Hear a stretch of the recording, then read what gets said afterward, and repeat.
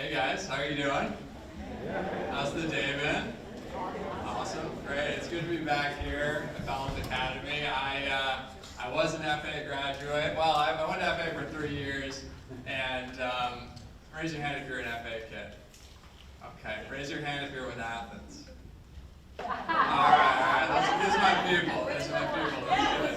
That's good. Go Athens. Well, look, thank you guys all for coming out for this day of social justice and turning ideas into action, which is the most important thing you guys could be doing.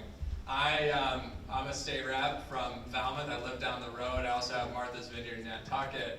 And I got into politics in large part because of my family. My family, they're Azorean. They came over a couple of generations ago and were strawberry farmers here in Falmouth. And life was never easy for them. My dad grew up in a family of 9 brothers and sisters, and they were so poor that my grandmother had to pour out bath water once a day for all 9 children to bathe in. And so college was never an option for my father.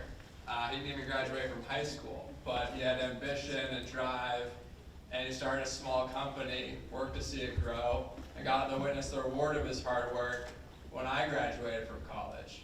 An education never afforded to him and his family, but one that I had the privilege of doing because of his hard work. And so I ran for office because I wanted to give back to my local community. I wanted to give back to families like my own and seek out how to help families like my own who were vulnerable, who did not have a leg up, and were facing critical social, economic, and environmental justice issues. And I know that's what you guys are all here to do today, and I want to thank you for that work.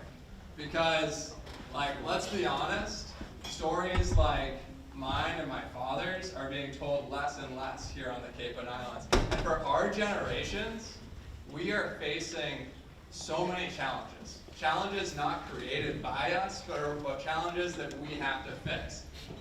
The climate crisis has been known for 40 years that global warming was happening. There was, back in the 80s, a congressional hearing on global warming.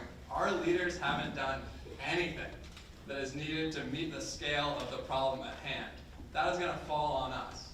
These are problems not created by us, but problems that we are going to have to solve collectively. And whether it's climate change or any other number of issues, housing, twice as expensive for my generation and your generation. Healthcare, 6 times more expensive for our generations. You guys are looking at colleges, pretty hard to pay for. Student debt is over $1 trillion for my generation and your guys' generations. For the first time since World War I, life expectancy is going down in this country. So these are the crises that we are facing collectively. They are all grounded in racial justice, they are all grounded in economic justice, and they all require us to take a lead on this, because leaders before us have been failing. And not only have the leaders before us been failing, but we've had generations of apathetic citizens that sat on the sidelines and didn't stand up to those leaders. So that's what I need you guys to do. And I think that's what today is all about. It's about getting off the sidelines and standing up and making your voice heard. So there's a couple ways you can do that. And I know you guys have had a lot of really good conversations today in classrooms about how you can do that. But for a lot of the biggest issues facing us around the environment, around housing, around drug policy, a lot of those issues are decided at the local level, at the town level, at the municipal level. A lot of that is decided here. And you guys are grounded in your communities. You've grown up there, you live there. So you can raise your voice locally to make large changes. And we have a lot of work to do. We need to push back against this pervasive NIMBYism that we see in our local communities that says, look, I represent a few communities, many communities, that have 10 times more Black Lives Matter signs than black people living in them, right? And when people try to build affordable housing that might bring some diversity to those communities, people show up and oppose it.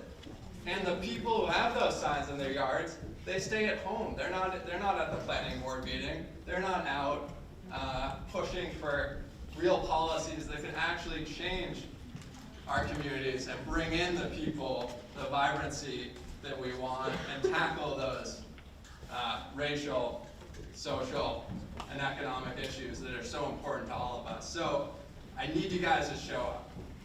The other thing I'll say is that it can be scary, right? Like, putting yourself out there is scary and it's hard. I ran for office when I was 26 years old. How old do I look to you guys right now? 54. 24. Okay, there it is. I've been doing this for 7 years with my hairline. Well, so when I ran for office at 26, I go around, knock on doors and stuff, tell people who I was, tell them why I was running, and most people look back at me and are like, "Are you still in high school? Like, what are you guys doing? What are you doing here?" And look, so there are going to be people, of course, who tell you that you are too young to make a difference, that you're not experienced enough to make a difference, but that couldn't be farther from the truth. You have all the tools that you need right now to go out and be an advocate in your local community. And the truth is, the people who have been doing that work, they have been doing a pretty bad job. So I think you guys can do a lot better. And one of the core truths for me is that this whole world that we live in was created by people who are no more intelligent than you are, no more creative than you are, and you should put those tools to work right now. The phone in your pocket, the chair you sit in, we're all made by humans with the exact same intellect and ability that you have. And so you need to go out there and use that for good.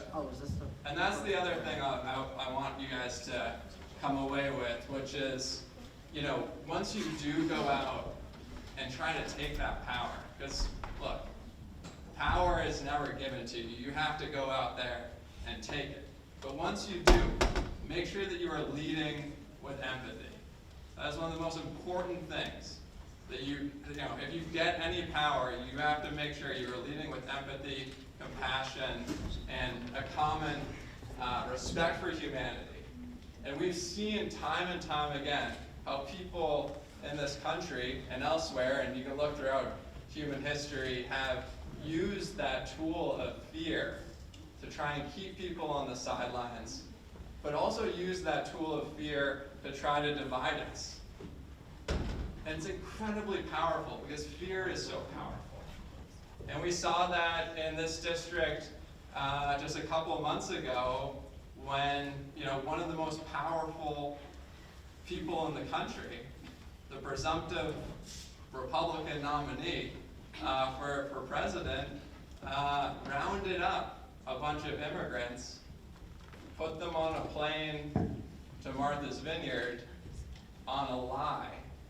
Didn't tell a single official that they were coming, and then announced it on Fox News because he wanted to play to this really, in my view, disturbing Republican base. And in that section of the world, it wasn't met with outcry, it was met with support. And so that's what we're up against.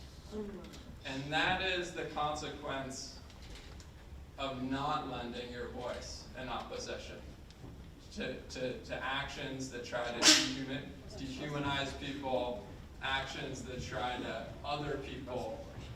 We will see that time and time again in this country and throughout world history.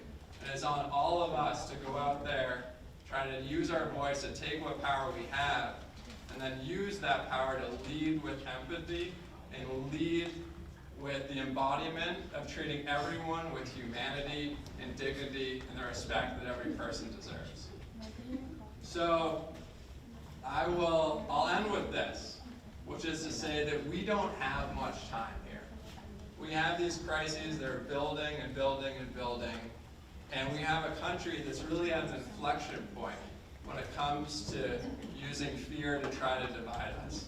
So I need all of you to show up in your towns, show up at planning board meetings, show up at your local level, and show up to your friends and family. You know, a lot of these conversations begin with your parents, right? I've had it. My dad wasn't registered to vote until my first campaign